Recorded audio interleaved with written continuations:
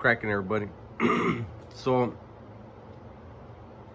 in times like this, emotions running high and stuff like that, a lot of times people don't want to say anything because they're afraid of backlash.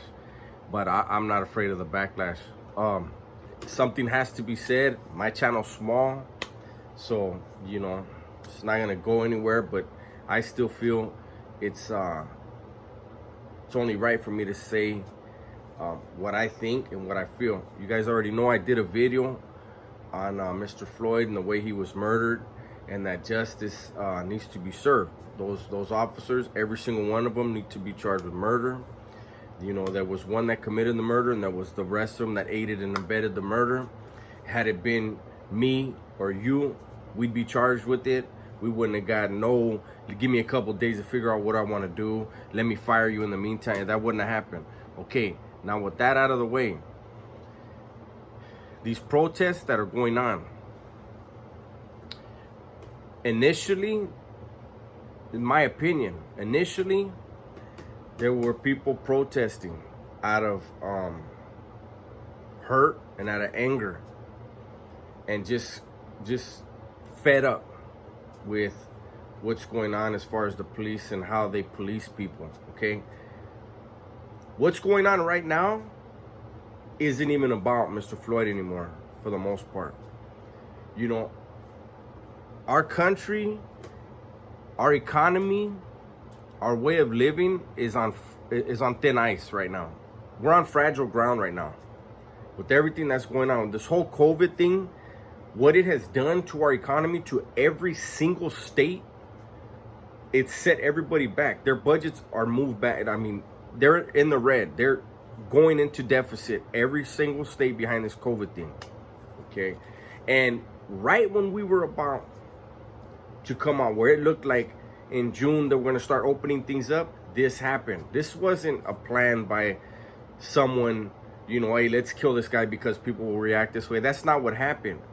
But the reaction is, people need to understand there are professional, I'm using that loosely, professional anarchists that whenever they see anything, any kind of civil unrest, they will fly in from another separate state. They will drive in from another separate state. They will egg people on. They will add gas to this fucking fire that people are already feeling, and then they take off. And meanwhile, black people and brown people are going to get shot and be arrested. And these people are going to be sitting in their living rooms laughing. What they want is a race war. What they want is for our government to collapse, for our economy to collapse. Anarchists want chaos. They do not like order. I fully believe, there's a difference between these protesters and the rioters that are actually anarchists, man. When we had the thing out here with Rodney King, everybody knows about the riots. They burned down their own neighborhoods, man. And it took so long to rebuild that. And so long to convince companies, hey, come and invest in these neighborhoods.